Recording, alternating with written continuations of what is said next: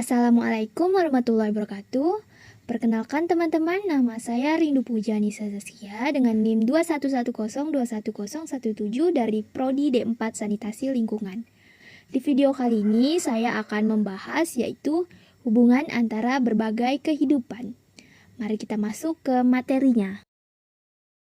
Kita sebagai makhluk hidup pastinya membutuhkan orang lain atau organisme lain, baik yang hidup maupun tidak hidup, karena kita adalah makhluk yang tidak bisa hidup sendiri.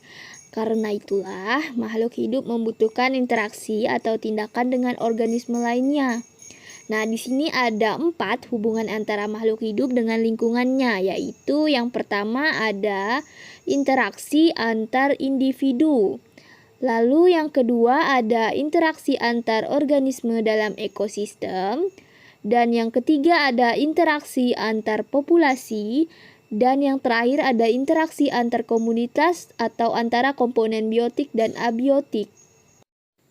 Interaksi yang pertama adalah interaksi antar individu teman-teman, yaitu interaksi antara dua individu atau yang melibatkan dua individu. Jadi kalian bisa lihat di gambar ada dua orang yang sedang berbicara dan dua orang yang sedang bersalaman, lalu ada dua hewan yang sedang berlari.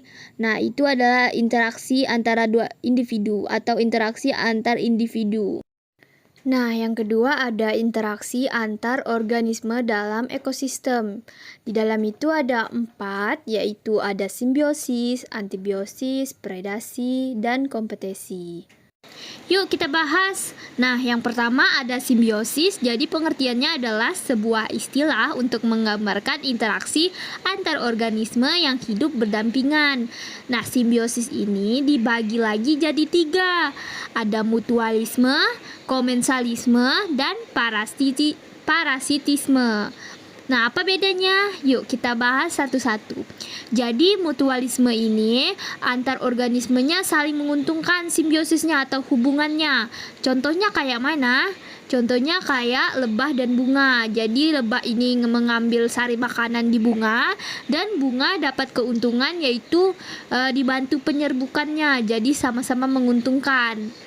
Lalu yang kedua ada simbiosis komensalisme. Nah, apa bedanya? Jadi komensalisme ini yang satu untung, yang satunya tidak untung, tapi dia juga tidak rugi.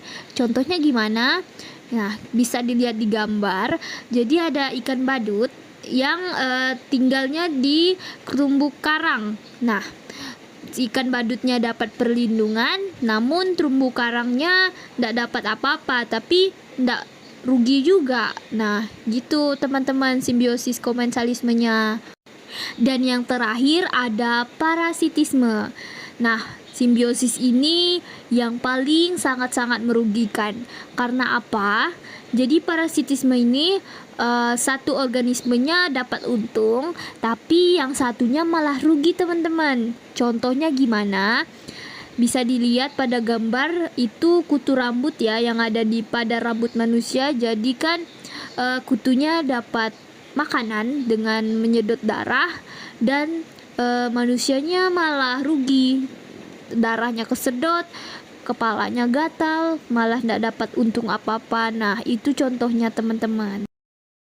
Oke, lanjut. Yang kedua ada antibiosis. Nah, apa itu antibiosis? Jadi antibiosis itu adalah suatu bentuk hubungan antara makhluk hidup yang berbeda jenis, di mana makhluk hidup yang satu malah menghambat dalam pertumbuhan dan perkembangan makhluk hidup yang lainnya. Contohnya gimana sih? Nah, contohnya adalah jamur penicillium.